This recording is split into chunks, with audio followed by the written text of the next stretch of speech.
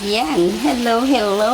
Nagluto tayo ng tokwa. Ginawa ko siyang sweet and sour tokwa. Ayan. Ginamitan ko siya sa aking Korean grilled pan. Ayan, o, di ba? Ang gandang tignan. Ayan, dahil iwas muna tayo sa karne at wala tayong pambili ng karne, tokwa naman ang ating banatan ngayon.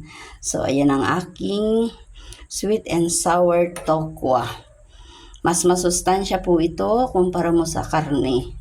Kaya yan lamang ang aking naisip ngayon upang maiba naman ang ating pagkain. Ayan, o, non-stick po talaga yung Korean grilled pan na ito.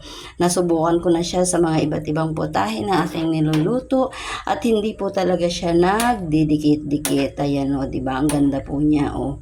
Maliit nga lang itong nabili ko pero sulit naman at napabilib niya ako. Pati yung anak ko, ang sabi niya sa anak ko nagluluto, bakit daw hindi dumidikit at hindi nasisira yung mga niluluto ko. Sabi ko, meron akong Korean grilled pan. Ayan, o. Pati yung kaibigan ko, ang sabi niya, bakit daw saan ako nagluluto dahil hindi niya napansin na may nakapatong na grilled pan dito sa kalan ko dahil magkahawig sila, kulay itim, o, di ba? Pati yung aking kalan. O siya, sige, maraming salamat. Yan ng aking sweet and sour tokwa. Please like and share and comment na rin po at pa-subscribe na rin. Ayan ang aking masustansyang tokwa para siyang ginrilled, o, di ba? Okay, bye-bye. Thank you po.